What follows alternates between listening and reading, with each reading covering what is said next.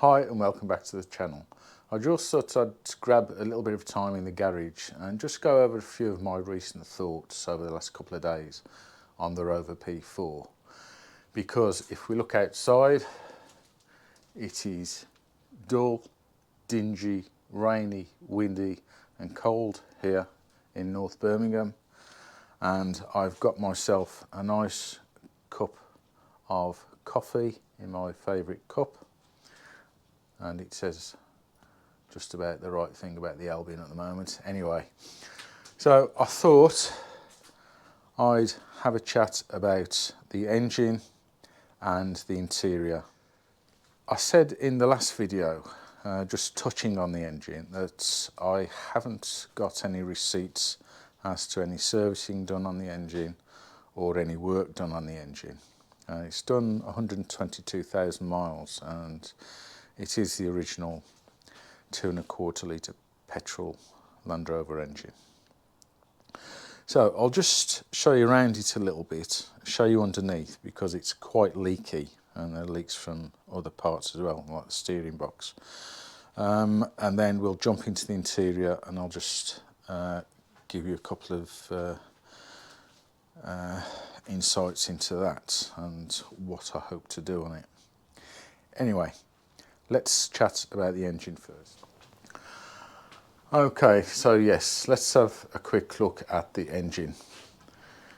Now, you know from a previous few videos that I'm restoring the corrosion in the chassis, and I will be tackling this side this weekend, so you can look forward to another video on that particular task. But I've been toying with the idea of removing the engine from the car.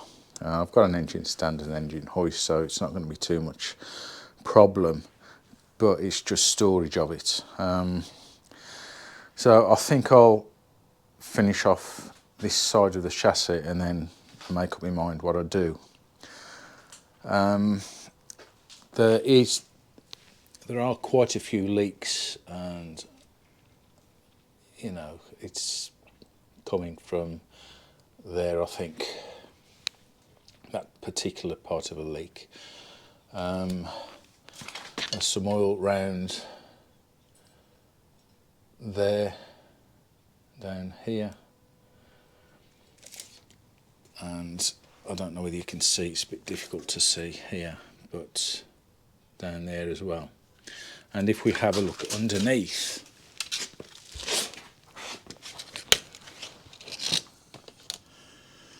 there's quite a bit of seepage. Well, it's not just seepage, it's quite a big leak. And if you go further around, and it's all dripping underneath the chassis. So that needs to be tackled. And if we have a look at the drain plug on the Sump, I don't know what the hell that is. If you get a little bit of a closer look. I haven't tried to undo it just yet, but I will soon. And yeah, I think the steering box is leaking a bit of oil as well. So,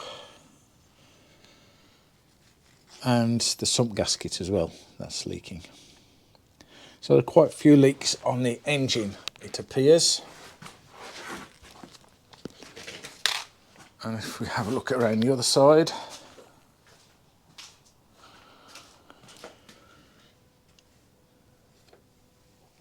if you look in there, as you can see, there's some leaks as well.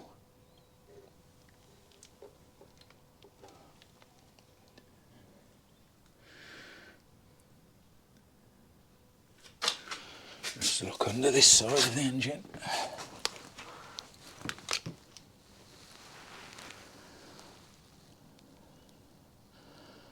Oh, there's not a lot of leak. Well, there's no leaks this side by the look of it.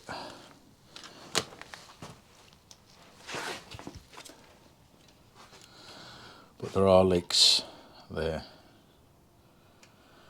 as you can see.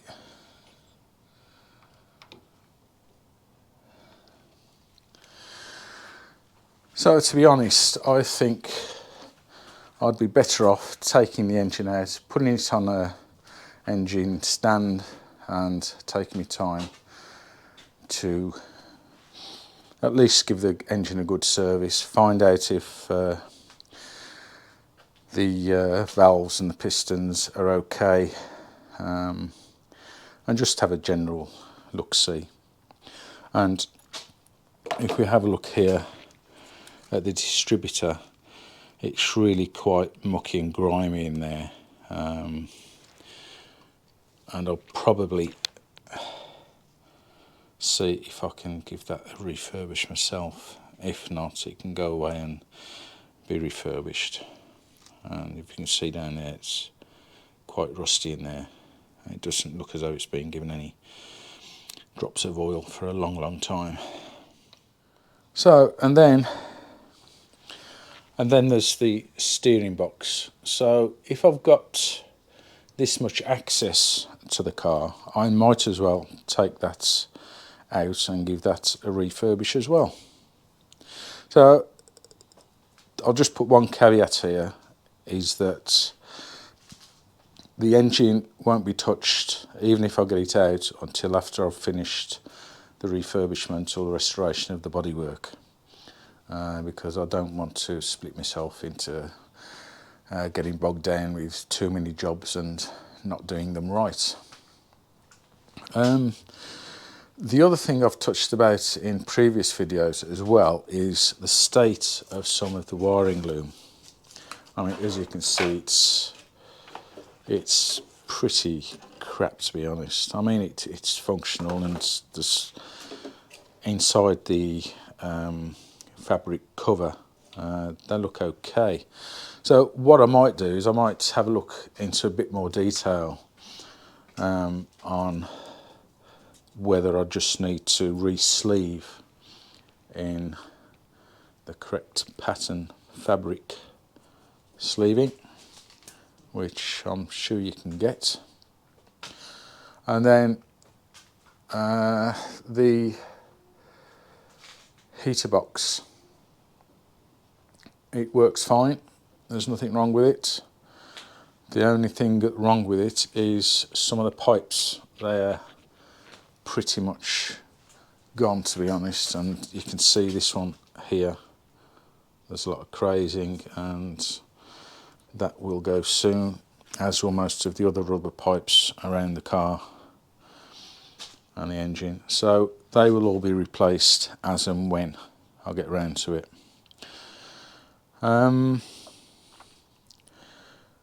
What else while we're here? Yeah, the water pump is fine. There's no play in that at all, but as a matter of course, I'll be taking this cover off and making sure everything's okay in there. And just a general tidy up, to be honest, a repaint. The Solex carburetor, that'll get a refurbish, and it's got the wiring, and I don't know whether that's a heater element or heater box on the carburetor, but if not, I'll probably think about replacing that. So I will take a seat in the car and I'll just have a chat about the interior. The interior of the car isn't too bad, to be quite honest. I mean, the leather is pretty good. The carpet, or the trim here on the, you wouldn't call it a glove box, would you? Anyway, the fabric on that is faded, and that could do with a recolour if I can clean it properly. The leather just needs feeding and treating to make it really good. There's nothing wrong with that. And in the back here, you can see the same. Now, some of the interior trim is rather threadbare, so that really needs some more fabric if I can get the right colour. But the one thing that really is a problem at the minute, and that's the carpet out of the front. I can't show you too clearly there. But anyway, the carpet really stinks. And it's not just an old car smell, it smells like something more than that. And I've used one of those air bombs that you can buy, and it's supposed to eliminate all odours. Well, it hasn't quite eliminated the odour in this car.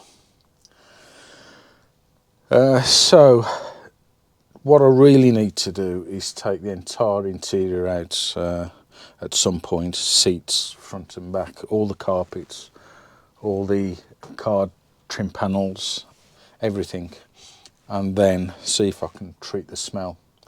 If I can't get the smell out of the carpets, then it's a new set of carpets. But again, this is something for the future, and it's something that I need to look at then, not before I've done all the other more major work that needs doing.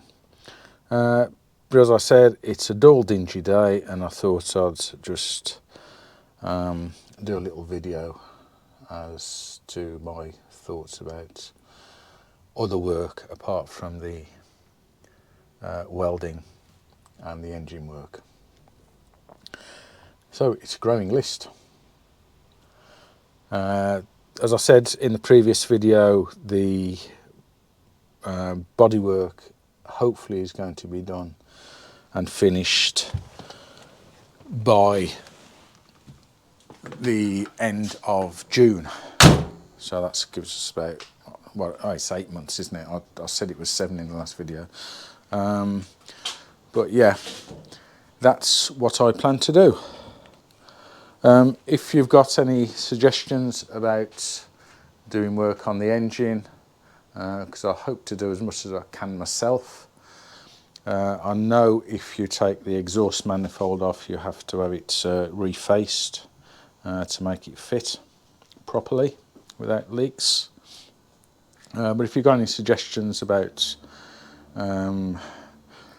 servicing the engine, servicing the steering box, the gearbox had a lot of work done to it, and it was quite a lot of money paid on that, and that's only about 1,000 miles ago, so I don't think that needs doing. It doesn't look to be leaking either, it's just the gaskets at the front, and maybe the rear engine seal needs crank seal needs looking at as well.